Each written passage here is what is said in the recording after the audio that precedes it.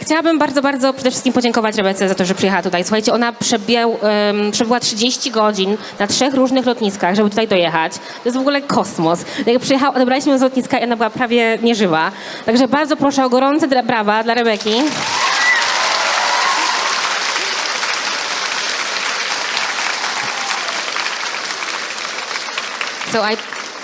Thanks. So I just told them that you've been in a plane for 30 hours, basically, and you just came here like a zombie. But here you are in 20 minutes. I had to beg them to let me shower at the airport. And it was the best shower I ever had. So, Rebecca, I was wondering... przepraszam, muszę odpalić jej, prawda? Rebecca mówi, że musiała zapłacić na jednym z lotnisk $20, żeby pozwolić tam wziąć kąpiel, żeby wzięła prysznic. I mówi, że to jest najlepszy prysznic, jakikolwiek miała w życiu, kiedykolwiek. No i teraz przez 20 minut zdążyła zrobić z siebie coś takiego, także wow, szacunek. So, Rebecca, we are here because this book came out. This is something you wrote, and this is amazing. But it's so different from the Poppy War series you gave us before.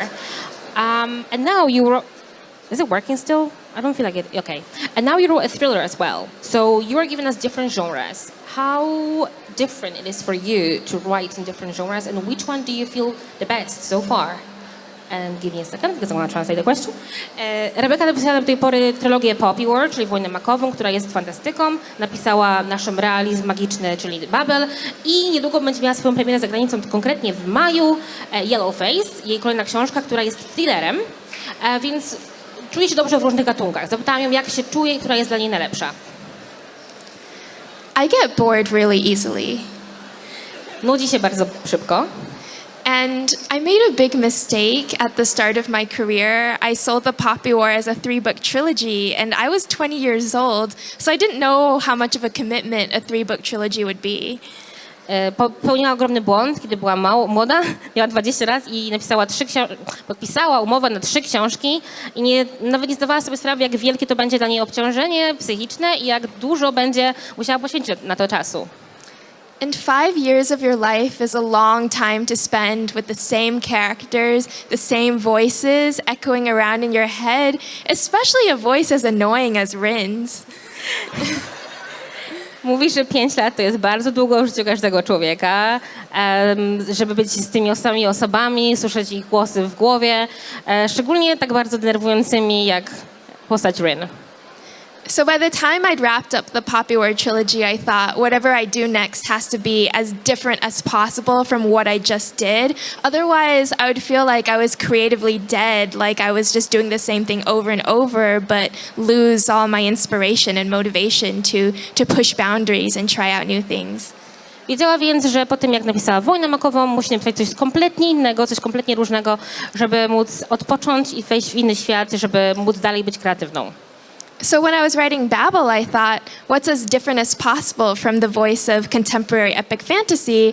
And the clear answer was, the Victorians, so writers like Charles Dickens. Więc pisząc Babel stwierdziła, że co jest zupełnie różne niż fantazy i stwierdziła, że czasy wiktoriańskie będą okej. And then once I finished Babel, I was so tired of the Victorians, I thought, well, now I want to write in the voice of a contemporary Twitter flame war, which is what reading Yellowface is like.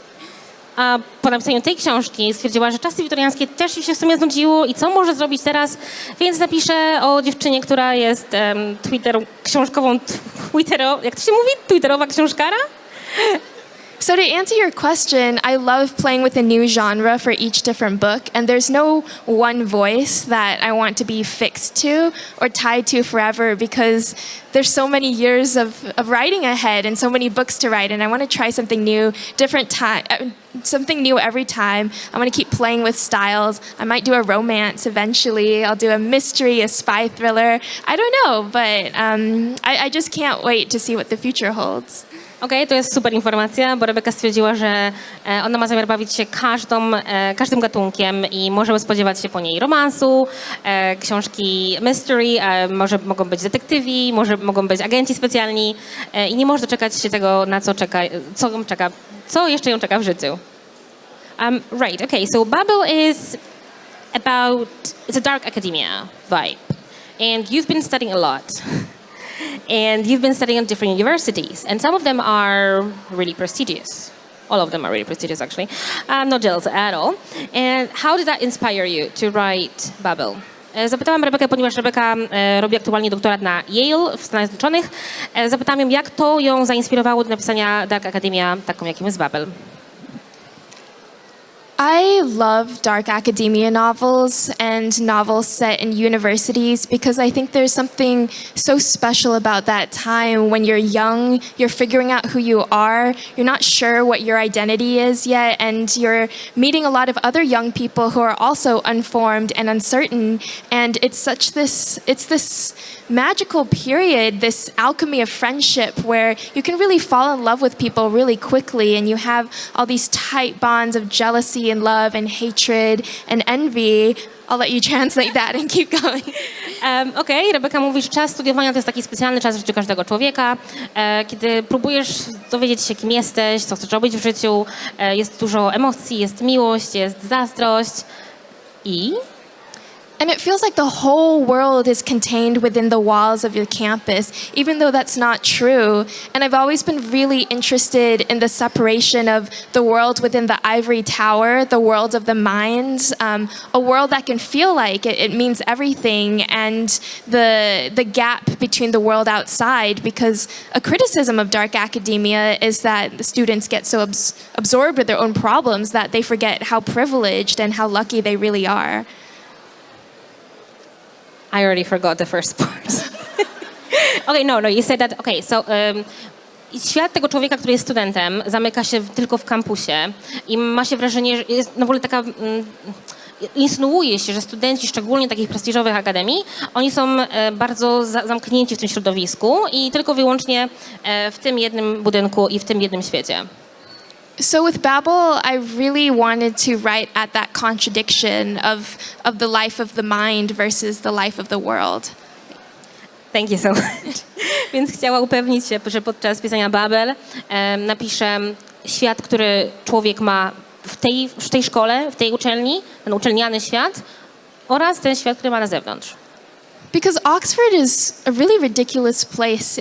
I mean, people are cosplaying here now, but it felt like everybody at Oxford was cosplaying all the time. Okej, mówi, że Oxford jest bardzo interesującym miejscem, ponieważ mówi, że tutaj widzi dużo osób, które są przebrane za różne postaci. Natomiast na Oxfordzie ona czuje, że wszyscy są w sumie przebrani cały czas za różne postaci. And it felt like they were cosplaying a version of the past, a version of aristocracy that they wanted to replicate, those same class divisions and same discriminations. Okej.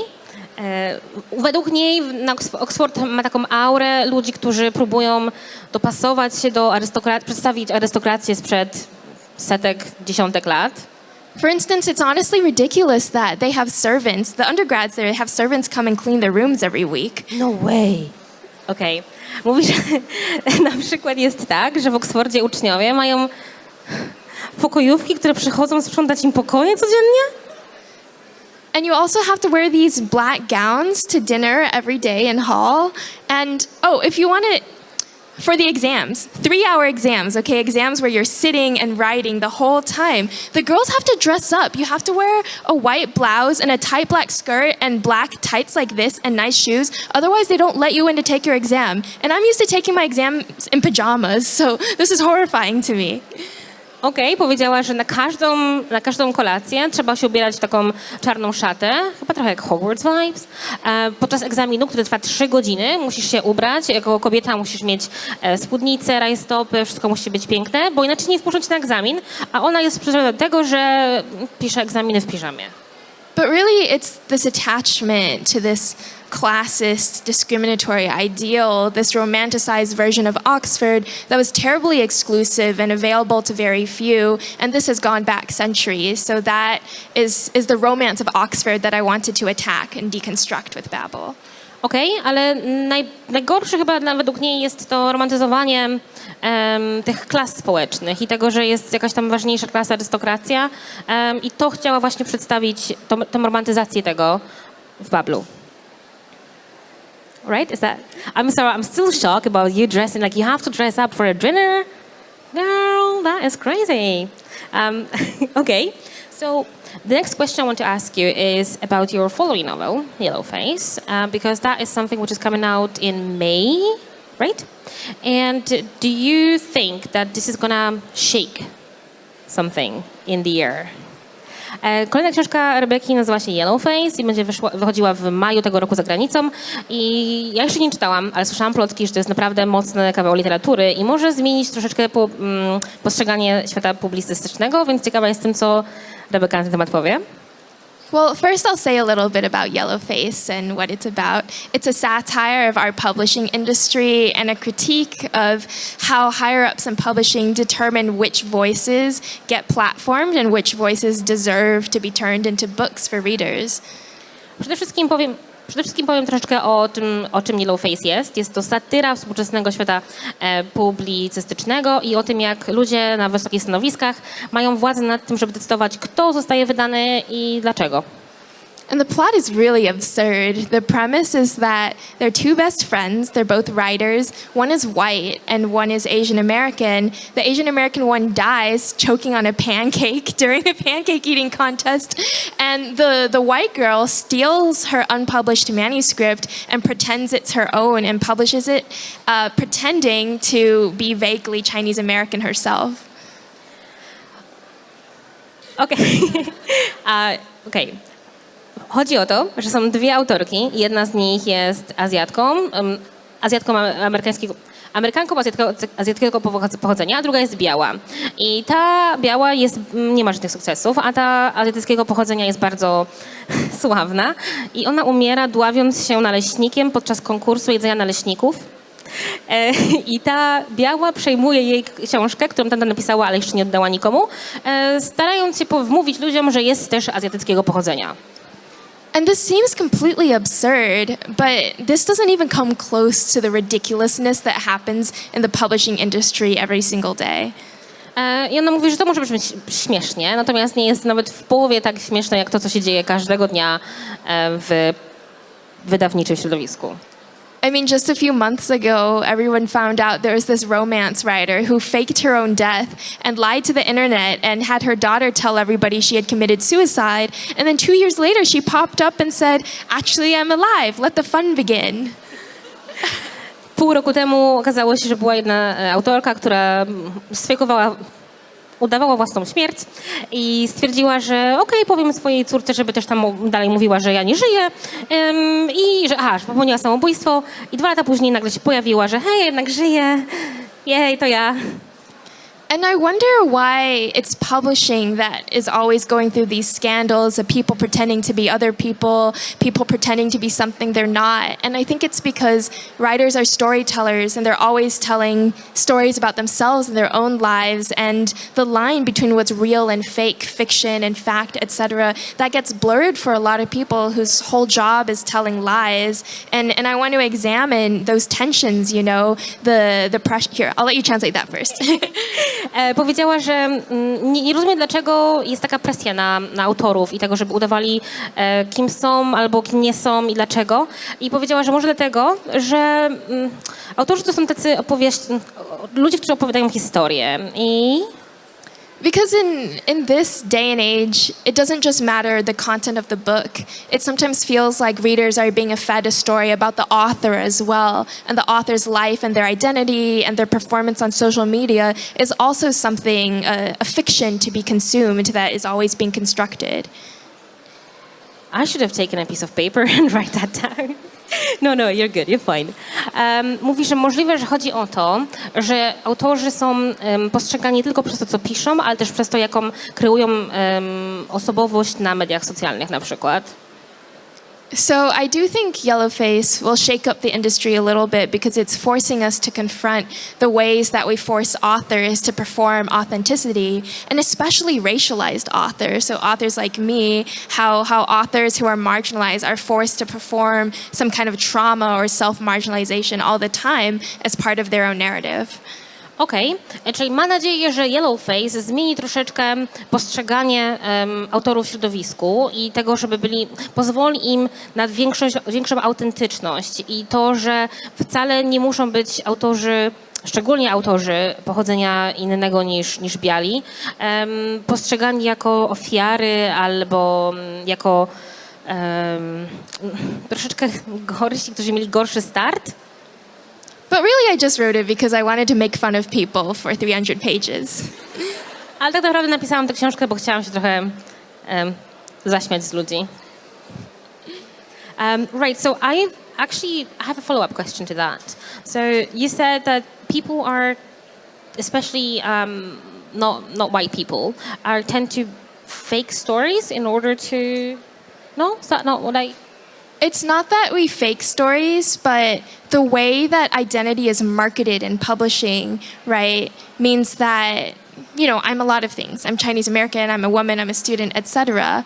But the way that publishing looks at marketing trends, they'll take the fact that I'm Chinese American, own voices, whatever, and say, this is a marketing label. This is something that makes the book attractive. And I think that's a reductive way of talking about identity and also unfair to writers.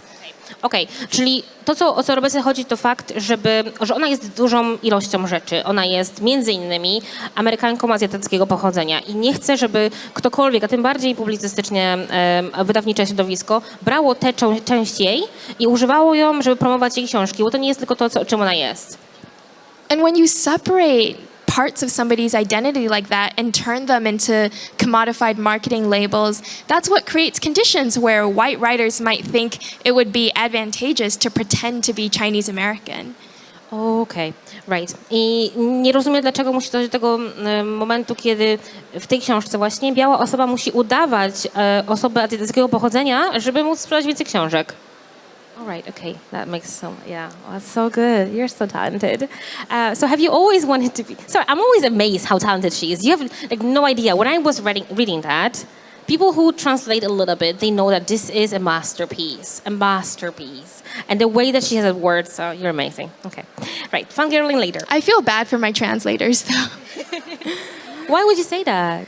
Well, it's a book about translation, and it also has very specific like the way the magic works is very specific to English and other languages, right? So when you have to translate it into French, for example, then you have to add extra footnotes to explain the context in English and then in French. Rebecca mówi, że trochę współczuje tłumaczom swoich książek i na pytanie, dlaczego powiedziała, że no bo to jest napisane po angielsku i wtedy oni muszą robić przypisy, żeby wyjaśnić to i tamto, bo niektóre rzeczy są tylko i wyłącznie do angielskiego dopisane.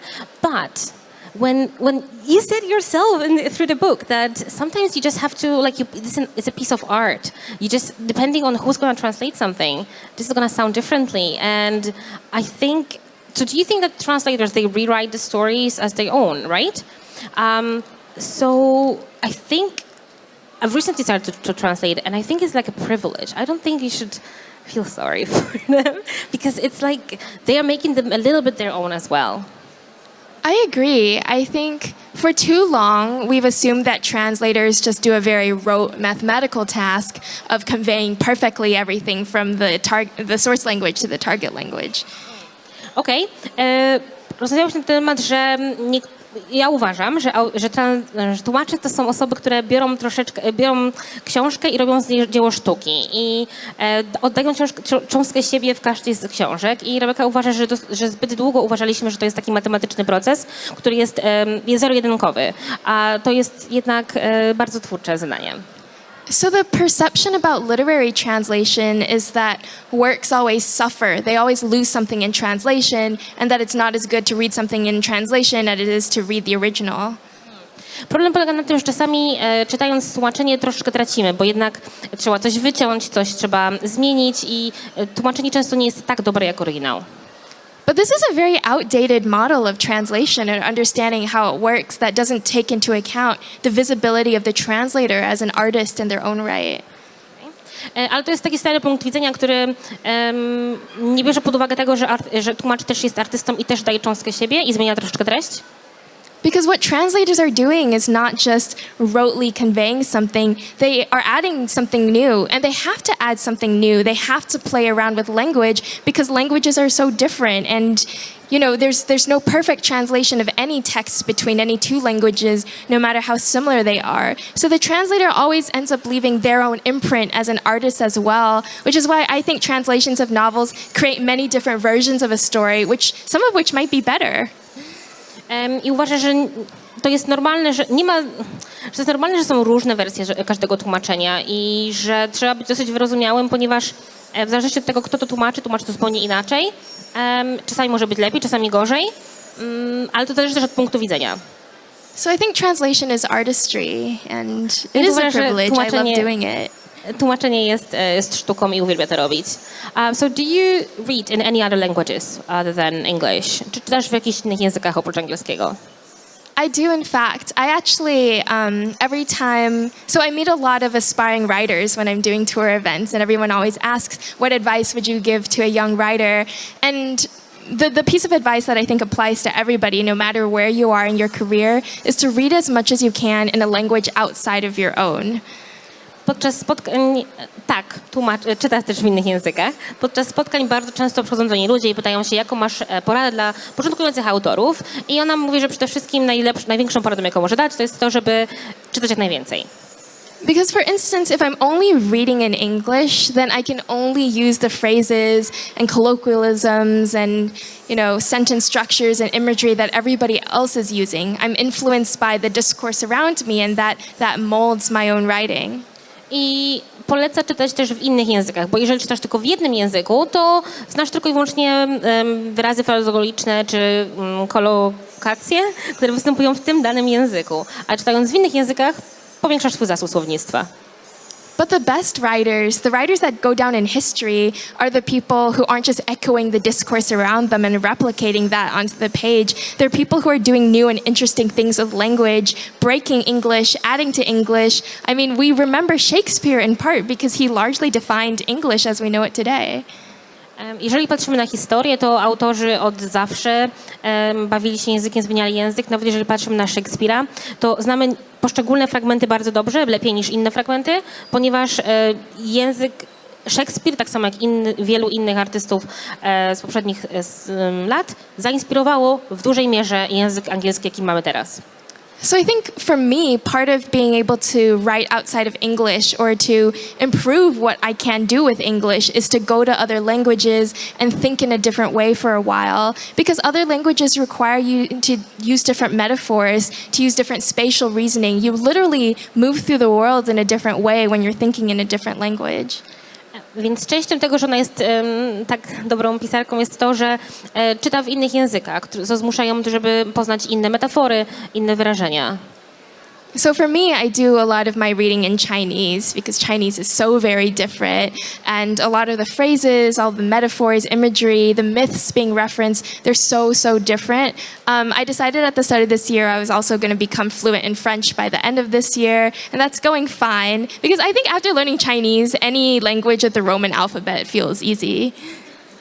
Mówi, że dużo czyta po chińsku, natomiast postanowiła sobie, że do końca tego roku będzie płynna we francuskim i mówi, że to w sumie nie jest takie trudne, bo jak się nauczyła już chińskiego, jak zna chiński, to wszystko inne, co jest w tym samym alfabecie co angielski, to już wydaje się łatwe.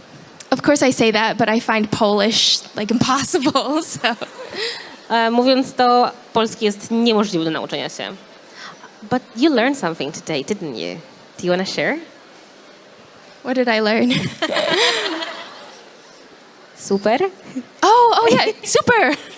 I didn't learn that. That's the same in English. Well, we also learned one more thing, didn't we? Wait, what did we say? Well, tak. Tak, yes, we learned tak as well, so we're getting there. You know what tak means dziękuję in Swedish, I think. Here we go. Okay. That's used. Dziękuję, I know that.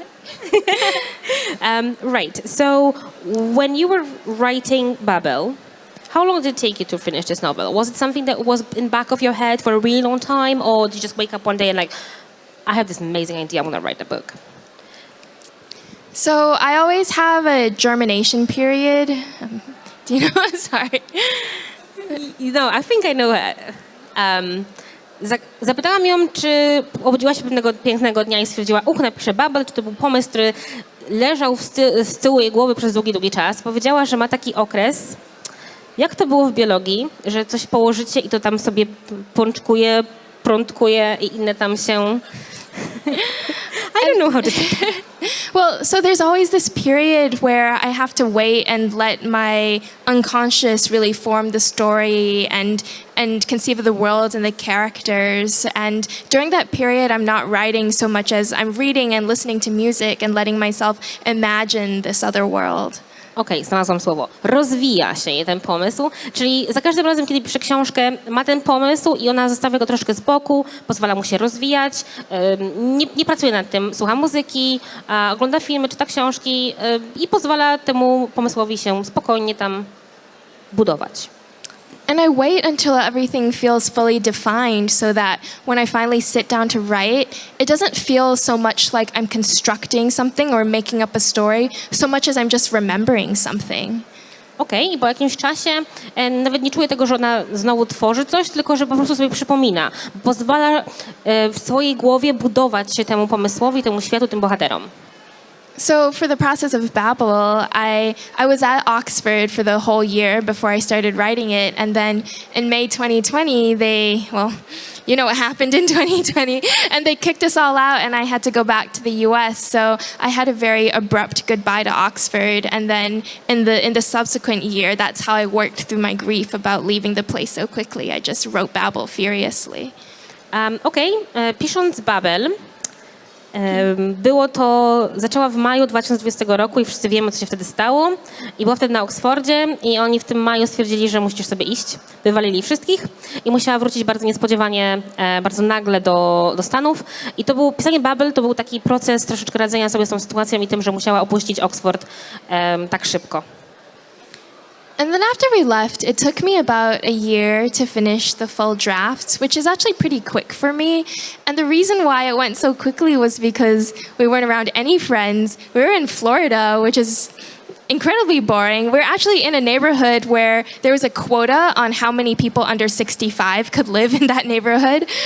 So, all we had was each other for company. And then, my fiance was driving me crazy. So there were literally no distractions. Edycja pierwszej wersji Babel zajęła jej rok, co dla niej jest dosyć krótko, a to dlatego, że była zamknięta w swoim pomieszczeniu tylko na Florydzie. Mówi, że Floryda jest nudna i nie ma tam co robić i wkurzał ją narzeczony. Oprócz tego w jej neighborhood, czyli tam, gdzie mieszka, jest bardzo dużo osób powyżej 65 roku życia, jakby nie może być więcej, jest jakiś limit, ile osób tam może żyć w takim wieku. So what do they do? If you're 64, then you turn 65, they're like, no, you're no longer allowed to live here? No. You have to be 65 or older to live there. Right, okay. Because it's a retirement community, so they hate young people and noise, yeah. Okej, odwrotnie, czyli tam jest co najmniej, musisz mieć 65 lat, żeby tam mieszkać i nie lubią hałasu i nie lubią młodych ludzi, ale so sad. It was the most boring year of my life, so no wonder I read Charles Dickens. Like, Dickens was interesting compared to Florida. Mówi, że było tak nudno na tej Florydzie, że nic dziwnego, że pisała książkę w oparciu na Karola Dickensa, bo Dickens był wtedy bardziej interesujący niż jakaś tam Floryda. Wow, okay. But so how did you even end up living there? My fiance's mother lives there, so we went to stay with her for a few months, and then we were fighting too much, so we moved out. Zapytałam, jak to się w ogóle stało, przecież nie ma 65 lat, że zamieszkała tam i powiedziała, że mieszka tam matka jej narzeczonego, więc zamieszkała z nimi na trochę, a potem zaczynał ją wkurzać, więc musiał się wyprowadzić. That makes sense. Yes, okay. So I was wondering if you could tell us in a few words, your own words, about Babel, and if there's anyone here who's here just for the love of the poppy war, if you want to convince them to say a few words about Babel. Rebeka teraz powie parę słów swoimi słowami o Babel, opowie, o czym to jest ta książka. Jeżeli ktoś jeszcze nie czytał Babel, a kocha Wojnę makową, to Rebeka sama osobiście powie, dlaczego warto przeczytać Babel. Well, very briefly, it's about student revolutions. Oh, sorry, that's me. I was like, okay, I'm here for it. Krótko mówiąc, to jest o rewolucji studentów. Wait, no, give me a second. I want to find a better word for that. No, keep going. And I've always been very inspired by student revolutions across history, like the students who were at the Tiananmen Square massacre, the White Rose Society in Germany, etc. Okay. Zawsze była zafascynowana takimi rzeczami, na przykład, did you say White Roses in Germany? Białymi różami w Niemczech. And it's interesting because in a lot of ways, students are the worst possible revolutionaries. They're young, they're naive, they don't have weapons, and when they stand up to tanks, they get mowed down. I mówi, że to jest interesujące, ponieważ studenci zazwyczaj są najgorszym typem możliwym, jeżeli chodzi o rewolucję, bo są młodzi, naiwni i nie umieją w broń.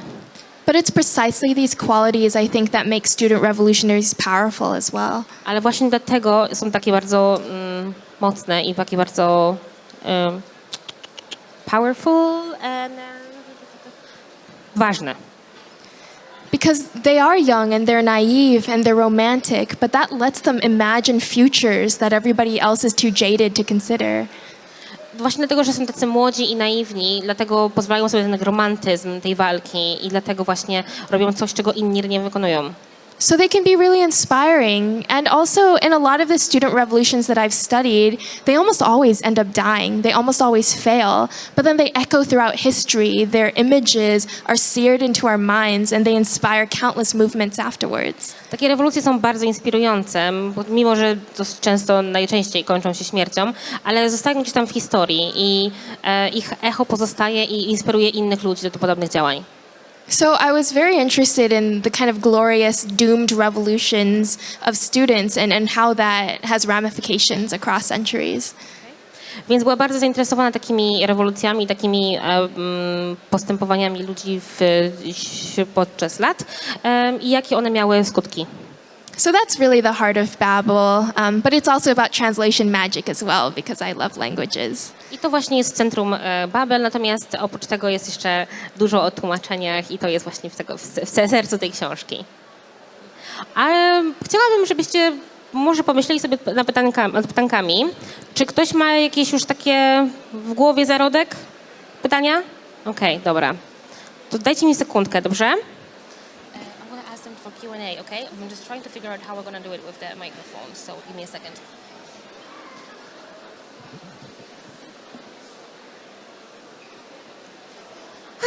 Okej, bardzo bym chciała, żebyście wy też mieli szansę, ale nie bardzo wiem, jest jakaś osoba, która prowadzi, mogłaby mi tutaj pomóc z mikrofonem dla tamtych ludzików? Nagle ten pan, który tam stał, cały czas uciekł, widzicie to? Dobra, tutaj?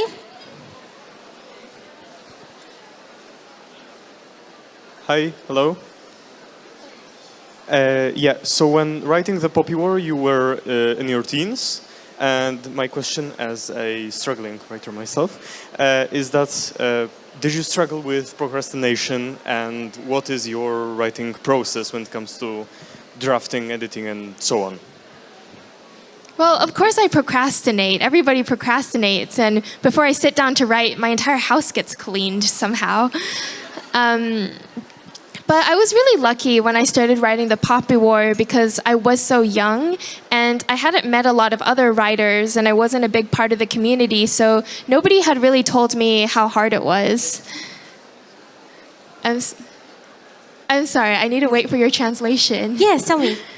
Okay. What do you need? Yeah, I'll just say my answer again. Oh, right, okay. I was doing a totally different thing. Okay, so the question was about my writing process, and I got- especially when I started at such a young age, how I approach projects. Zapytano Rebekę o jej proces pisania. And I mentioned I was lucky because nobody had told me that writing was hard. Okej, ona jest szczęściarą, bo nikt jej powiedział wcześniej, że pisanie jest tak trudne. So for my first book, I was just having so much fun trying out every technique I'd read about, just engaging with the story, dreaming about it all the time. And I think because I was under the illusions that writing the book was easy, it felt easy. Okej, i pisząc pierwszą książkę, po prostu świetnie się bawiła. Próbowała każdą możliwą technikę, jaka kiedykolwiek przyszła jej do głowy i było okej. And since then, writing has gotten immensely harder, and it's I od more tego and more czasu jest bardzo trudno. And in part because all the things that I was doing unconsciously with the first book, I've had to teach myself exactly what those techniques are called, when you ought to use them, how to be measured in your prose, etc. Wcześniej po prostu śniła o książce, a teraz musiała nauczyć się nazw rzeczy, które wcześniej robiła absolutnie nieświadomie, podświadomie, a teraz musiała nauczyć się, dlaczego tak robi, jak to robi, ktoś nazywa. So it feels a lot harder now, but it also means that the books I'm writing now are much better than the books I was capable of writing at 19. Okej? Teraz jest dużo trudniej, ale też oznacza to, że teraz książki, które piszę, są dużo lepsze niż te, które pisała jako nastolatka. So you kind of have to approach writing like learning an instrument. You do get better incrementally over time, but you have to read people who are better than you and absorb their techniques and practice those techniques in your own writing. And it's something that is not always fun and not always romantic, and it takes daily persistence and getting things wrong before you get the scenes right, but it's worth it. Podobnie jak z nauką gry na instrumencie, musisz zaakceptować fakt, że z każdym dniem potrzebujesz więcej praktyki i będziesz stawał się lepszy z każdą napisaną książką i zaakceptować fakt, że codziennie po prostu musisz to robić, codziennie musisz pisać. Okej. Poprosiłam tam pana, żeby... Zrobimy tak, raz z przodu, raz z tyłu. Okej? To jakbyście mogli podnieść troszkę tam, gdzie macie z tyłu i tam jest pan, Kawka chyba. Jestem. Super. I ona będzie dała mikrofon, a ja będę słuchała tym razem, przepraszam.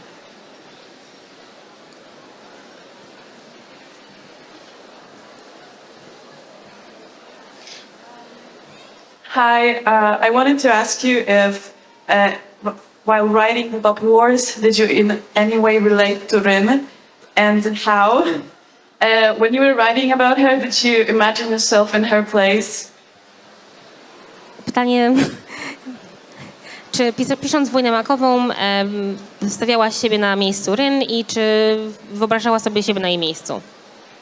Well, Rin's defining characteristic is her anger. To, co charakteryzuje Ryn, to jest jej złość. And she feels rage about so many things, and a lot of them are things that I feel rage about as well. So having a hard time at Synagard, which happens in the first book, and being discriminated against, feeling like she doesn't belong, those are all things that I went to in high school as well. Jedną z rzeczy, która złości Ryn, jest ta dyskryminacja, której jest dopuszczana. I ta złość, którą czuła podczas pierwszych dni w szkole, w akademii. I to jest coś, z czym ona się może utożsamić. Ona też czuła taką złość kiedyś. But at the school I went to, you can just punch somebody in the face and get away with it. Ale w szkole, do której ona chodziła, mogła po prostu kogoś walnąć w twarz i po prostu gdzieś dalej. So the difference between me and Rin is that we feel the same kind of rage, but she's much more impulsive and she acts on it and she takes that rage and changes things. And I'm a bit more of a shy person and I don't go around hitting people because they insulted my teachers. Różnica polega na tym, że Ryn po prostu... że Rebecca jest bardzo nieśmiałą osobą i ona nie uderza nikogo tylko dlatego, że obraził jej nauczyciela na przykład. So in a way, she represents my inner fantasies, the things that I wish I could do, the stances I wish I could take if I weren't so afraid of the consequences. Więc w pewnym sensie Ryn reprezentuje to, jaką osobą chciałaby być, chciałaby móc zrobić rzeczy, które robi Ryn i nie bać się konsekwencji. Okay, thank you.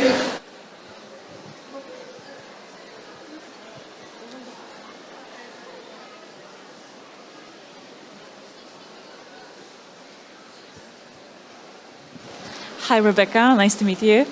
My question is, what is your biggest source of inspiration for your writings?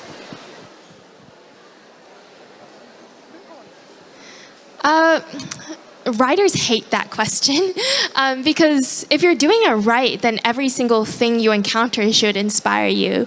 Part of the reason why I say yes to traveling so much is because it's a chance to meet new people and hear stories and learn about different places. I learned about the Warsaw Mermaid today, so that might make its way into a book I write eventually.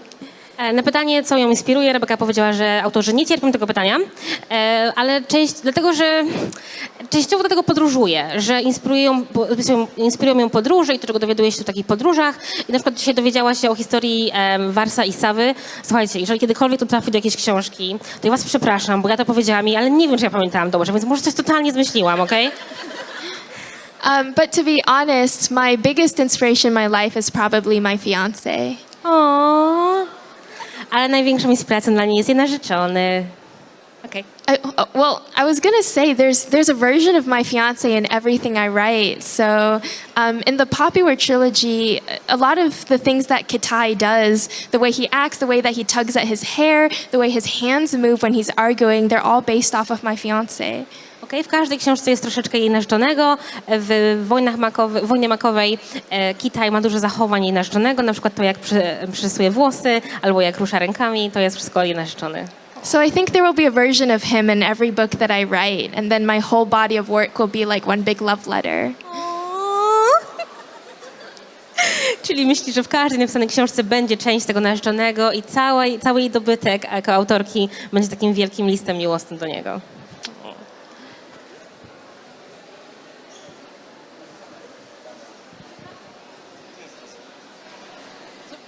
Hello. Sorry for that. Two questions. The first one was, when did you think that this is going to be actually a trilogy? When you were writing the first book, you were pretty young, so you had an idea for like all the characters.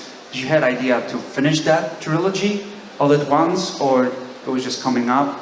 And the second question is, were you watching or reading Harry Potter, writing the first book?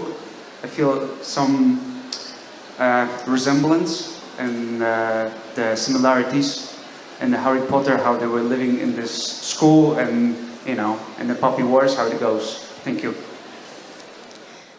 Well, as for the trilogy question, I wish I could say something smart about how I had it all planned out ahead of time. But to be quite honest, I told the publishers it was going to be a trilogy because it seemed like everybody else was doing trilogies. Na pytanie, czy zawsze myślała, że Poppy War to będzie trylogia, powiedziała, że w sumie to powiedziała tak wydawcy, bo to brzmiało fajnie i wszyscy pisali wtedy trylogię. And it turns out once I learned a little bit more about craft, I realized I really love the 3-act structure and 3 acts across 3 books and having 3 acts within each book. It's exactly how the Star Wars trilogy works. As far as I'm concerned, there are only 3 Star Wars movies. And it's how the Lord of the Rings trilogy worked as well. And I think it's a very basic and very reliable way of telling a story. I bardzo podoba jej się ten system 3 książek. Według niej bardzo dobrze działa. Na przykład w jej głowie są tylko 3 części Gwiezdnych Wojen. Tak samo jak to działa dobrze w przypadku Władcy Pierścieni. As for the Harry Potter question, I'd read Harry Potter when I was much younger, and of course it's always been with me. It's such a big part of the culture, but I wasn't thinking so explicitly about Harry Potter when I wrote The Poppy War so much as I was thinking about a lot of manga shows or anime shows and manga series that I'd read. Jeżeli chodzi o pytanie o Harry'ego Pottera, bo pytanie było, czy czytała kiedykolwiek albo oglądała Harry'ego Pottera, powiedziała, że tak, czytała, ale jak była dużo młodsza i pisząc Wojnę makową, nie inspirowała się tym, tylko raczej jakimiś mangami i anime. So if anybody here is a fan of Bleach or Naruto, you'll actually see a lot more of those influences in the Poppy War trilogy. Bleach. Bleach. Okej, so mówi, że jeżeli ktoś ogląda Naruto albo Bleach, to ona inspirowała się bardziej tym niż Harry Potterem. Okej?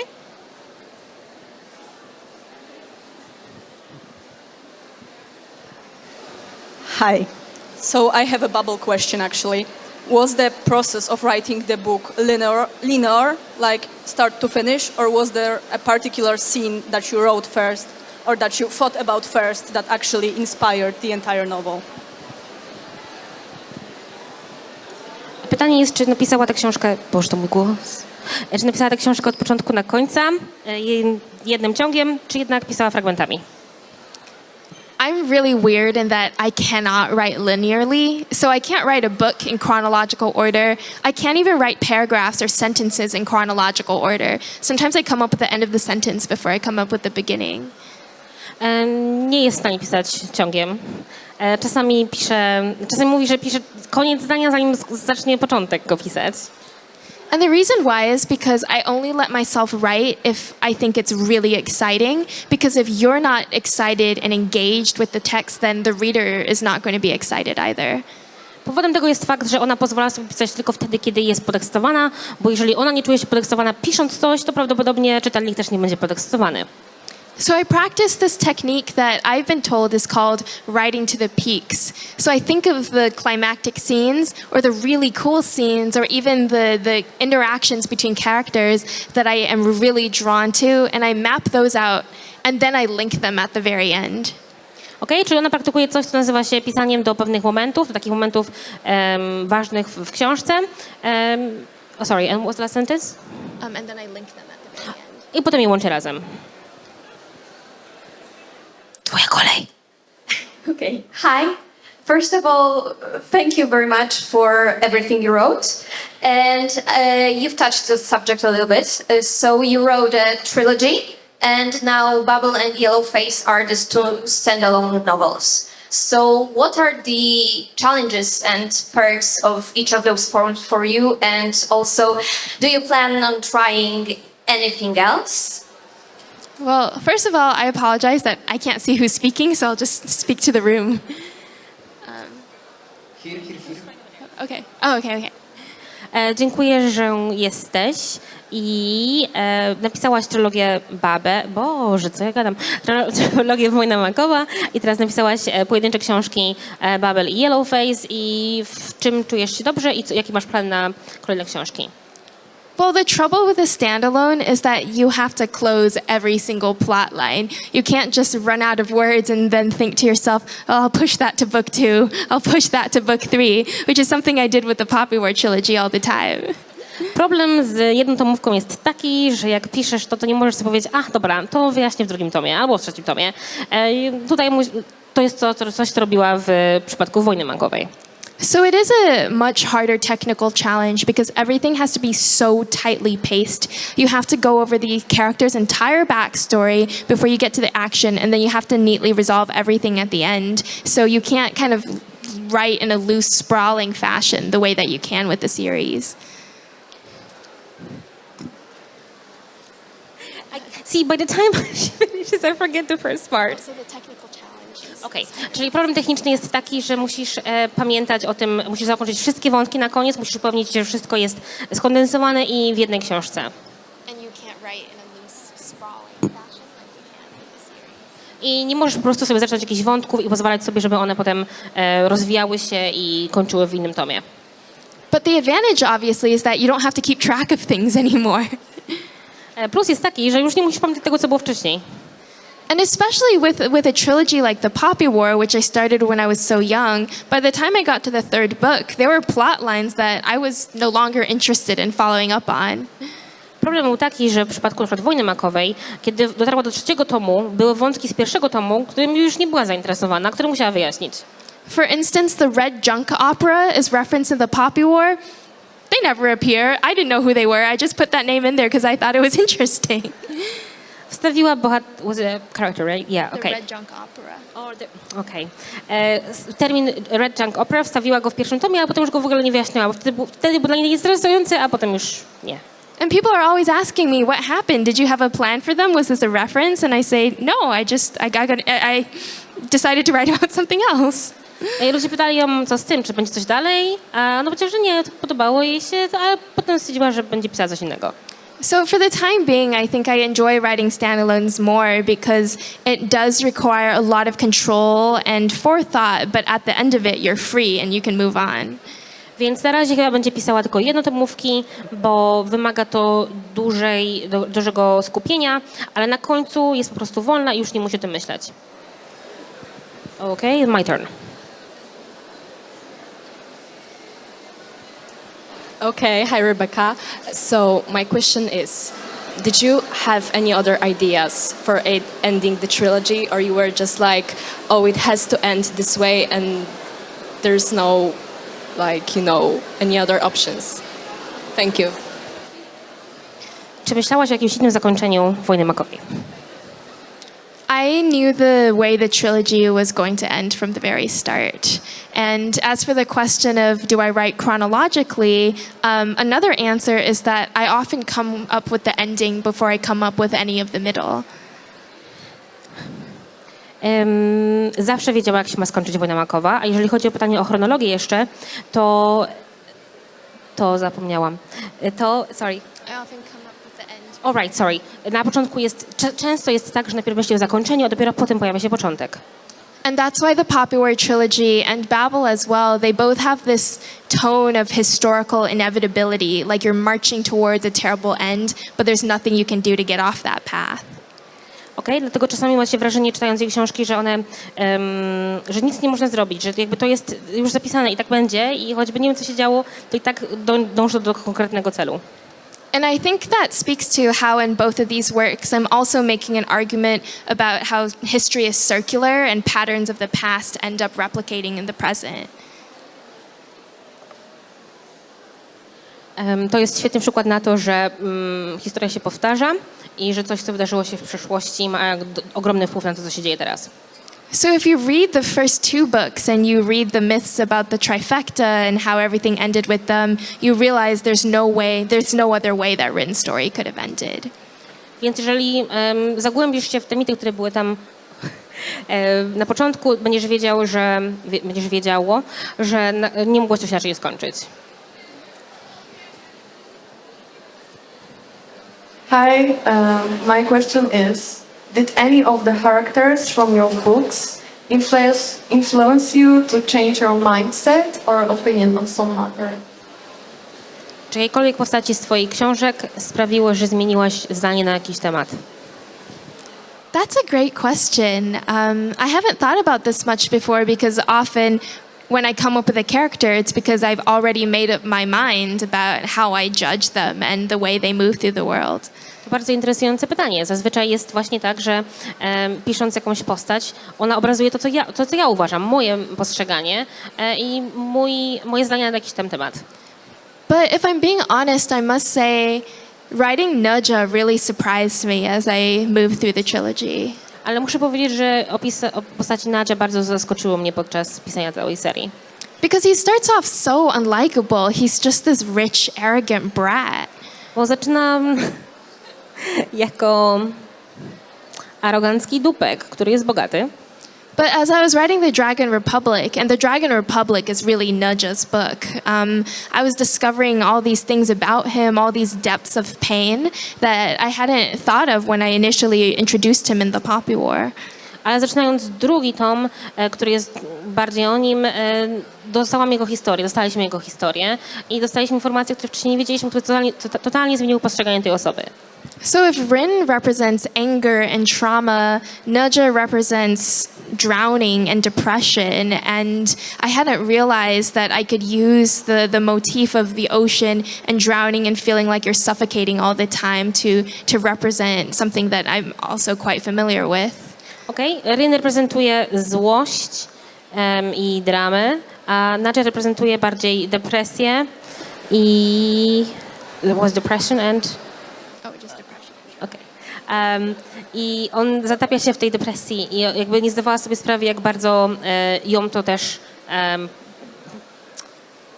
to też dotknie. Dziękuję. Kto to powiedział, ale dzięki. So that exercise of writing through how Naja constantly feels like he's drowning made me come away with a lot more sympathy for him. To uczucie, że właśnie Naja cały czas tonie w tej swojej depresji, bardzo dało jej taką... było jej przykro z jego powodu. So I like to say we learned a lot from each other, but I'm happy to have said goodbye. Dużo się od siebie nauczyli, ale jest szczęśliwa, że się już pożegnali.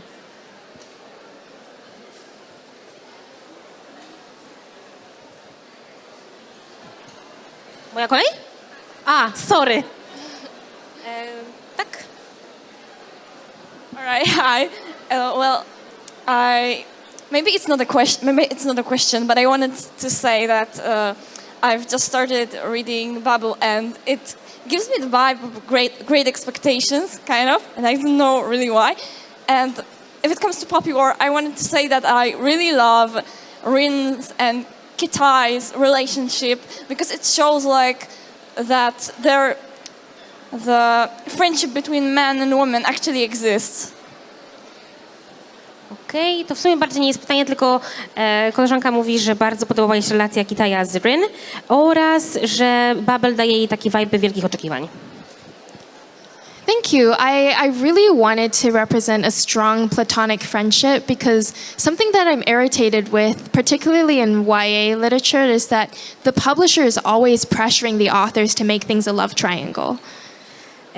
Koleżanka jeszcze dodała, że bardzo podobało jej się, że to był taki dowód na to, że przyjaźń damsko-męska może istnieć. Rebecca na co dodała, że jest duża presja w środowisku, żeby tworzyć trójkąty miłosne podczas pisania książki. And in fact, while I was writing The Dragon Republic, my editor did say, what if you made it a Rin, Noja, Kitai love triangle? I podczas pisania drugiej części jej agent powiedział, że hej, może by tak zrobić taki trójkąt miłosny Kitai, Naja i Rin. But I'm really glad I stuck in and refused to make that change because I think it's important to show that there can be male-female friendships that are that strong and don't have to be sexualized. And, you know, this is nothing against sexual relationships in fiction, but I think we also need representation of asexual characters and characters who manage to have strong friendships without ever wanting to fuck each other.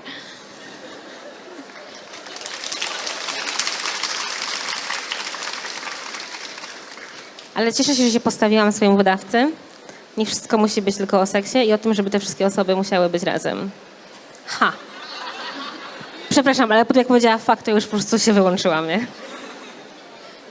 Okej, może kogoś ze środka, co? Bo tak trochę niesprawiedliwe.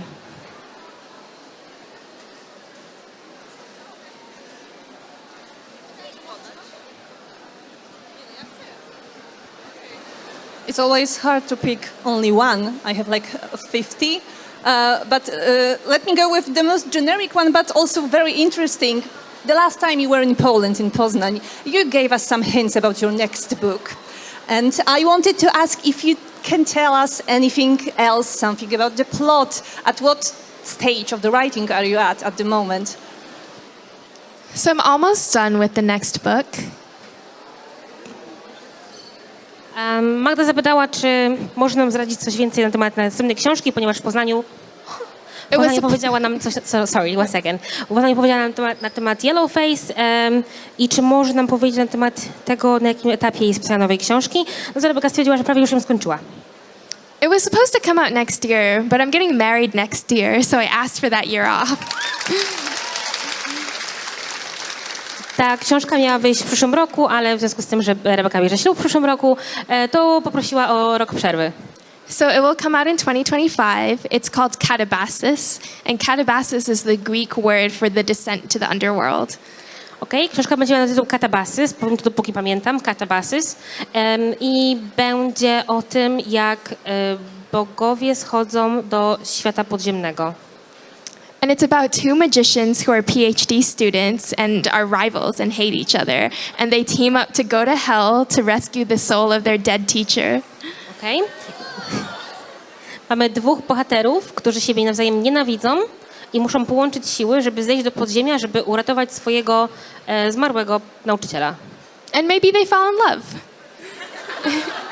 I może, teraz sobie przypomniałam, że jeszcze powiedziała, że to jest mega ważne, żeby byli bohaterowie aseksualni, żeby była reprezentacja w książkach, przepraszam.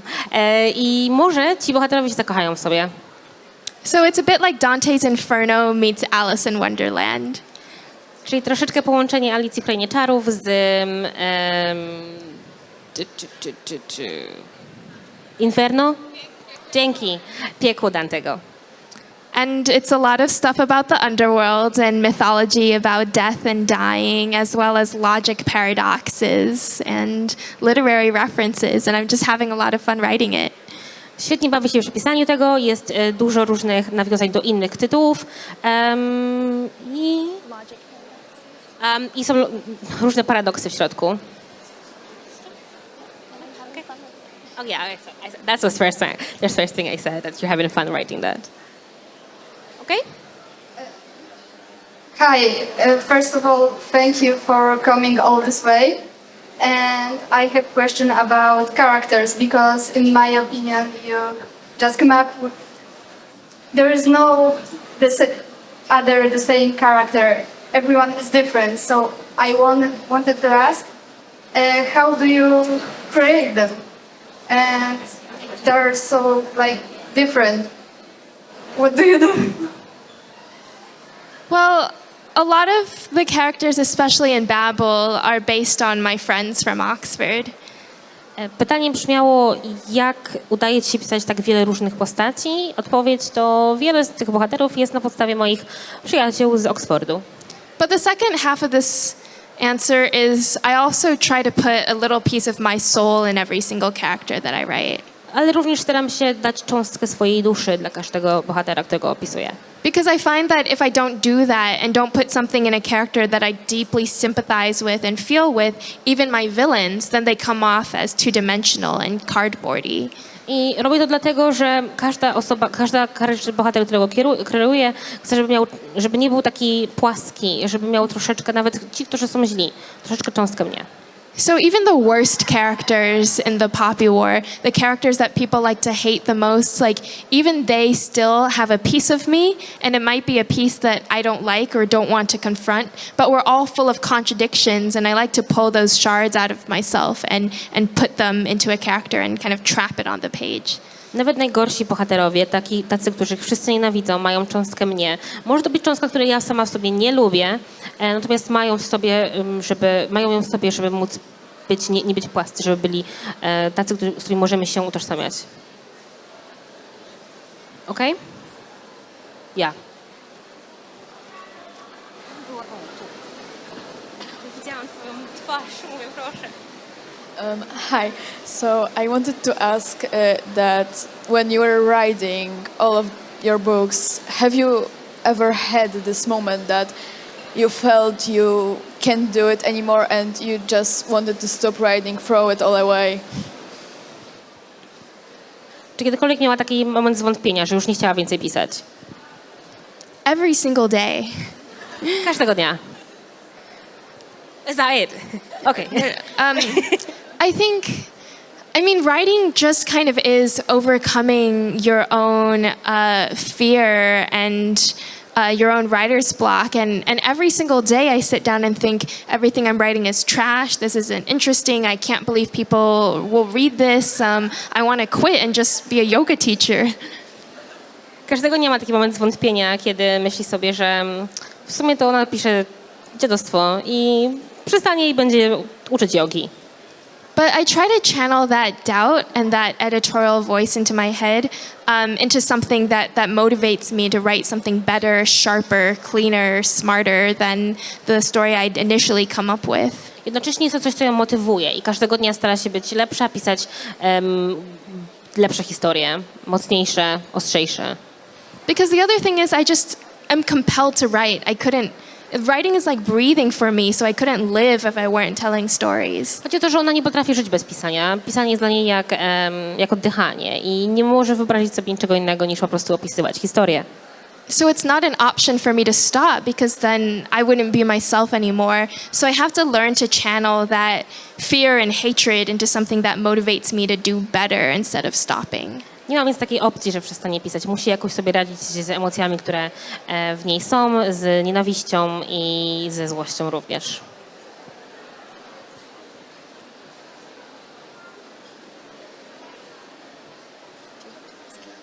Hi, Rebecca. I have a very niche question.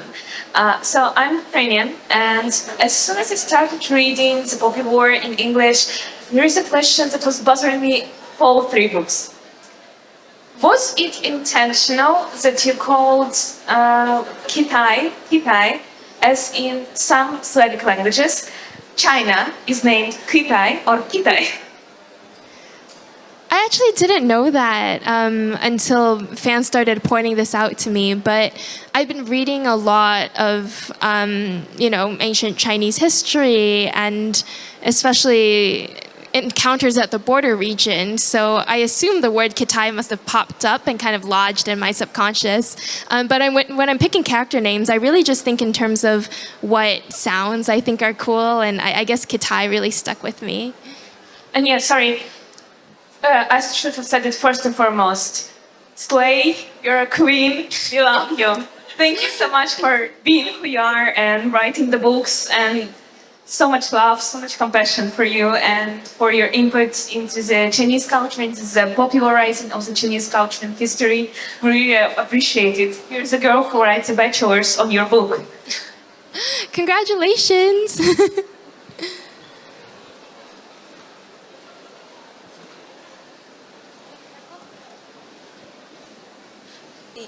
To pytanie może pozostawię bez tłumaczenia. So I just wanted to ask, who's your favorite Naruto character? Because you said you watched Naruto. Did you hear that? Yeah. Kto jest twoją ulubioną postacią z Naruto?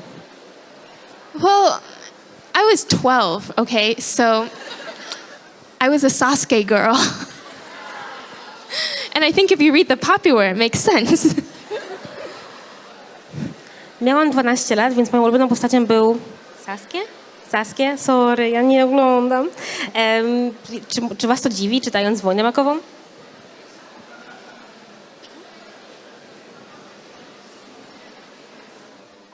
Hello. I wanted to ask how is the process of creating the world in your books? You know, the world building, etc. I love your books. Thank you. Jak wyglądał u ciebie proces budowania świata? Kocham twoje książki. Dzięki. Well, I'm not one of the authors that has to come up with every single detail about the world before I'm able to start writing. I know some people who have like world Bibles where they have sections about the geography and the history and, you know, details about rocks, and I'm not that kind of writer. Nie jestem jedną z tych autorek, która musi wiedzieć wszystko o całym swoim świecie. Wiem, że są autorzy, którzy mają całą encyklopedię odnośnie swoich światów i geografię, i historię, wszystko. Ja nie jestem taką autorką.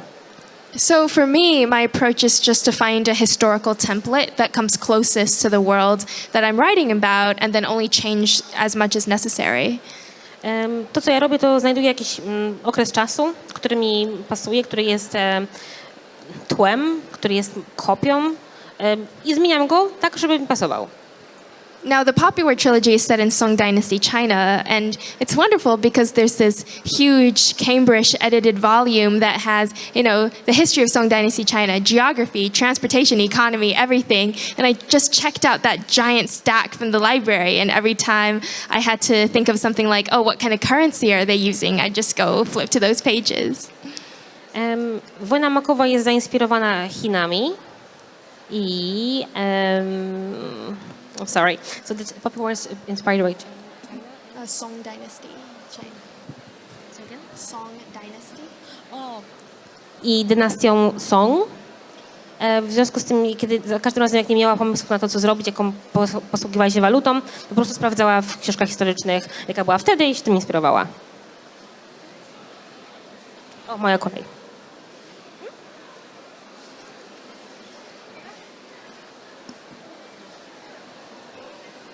Hi, so I wanted to ask if there will be a prequel about the trifecta, because I've heard some rumors about that. So I wanted to ask if these are true. Thank you.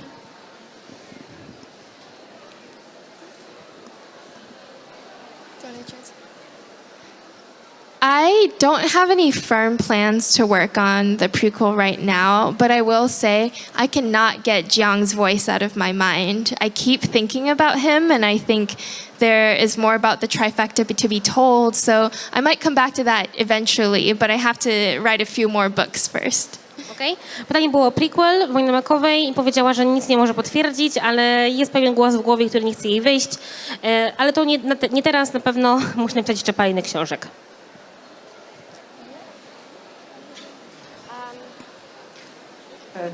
Can I just have 1 second? 1 second, I'm so sorry.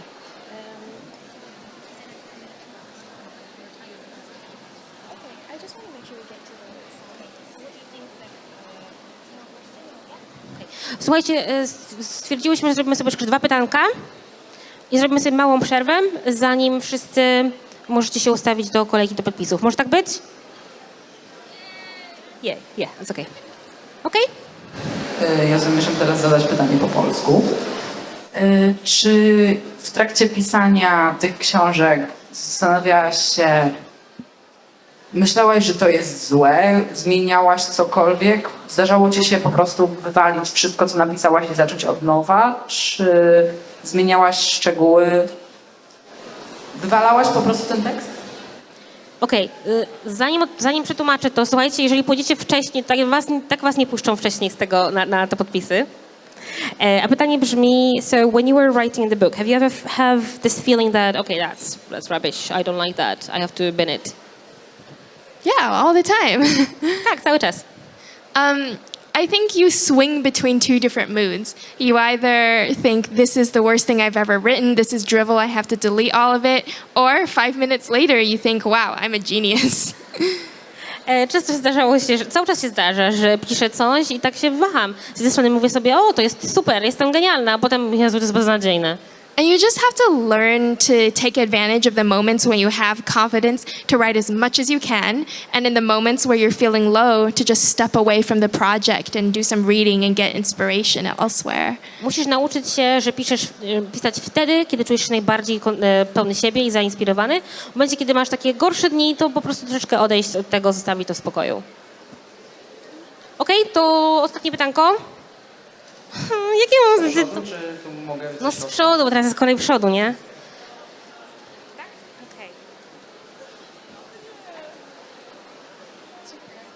Thank you. So hi, my question is, why do you like killing great characters so much? Thank you. Dlaczego lubisz zabijać super postaci? Why do you like killing great characters so much? I don't like killing characters, but sometimes you just need to for the sake of the story. Nie lubię tego robić, czasami po prostu potrzebuję na potrzeby książki. But it's also an achievement if you can make your audience care so much about a character that it's really upsetting when they're gone. Mówi, że to jest w sumie fajne osiągnięcie, kiedy sprawiasz, że czytelnicy tak bardzo lubią tę postać, że smucą się, kiedy ją zabija. So your tears are my trophies. Lubię, jak płaczecie. Za all? Za you? Za us? Okej. Dziękujemy bardzo serdecznie za wszystkie wasze pytania, za wszystkie wasze głosy, za waszą obecność i bardzo proszę jeszcze raz o wielkie brawa dla Rebeki. Thanks, everyone.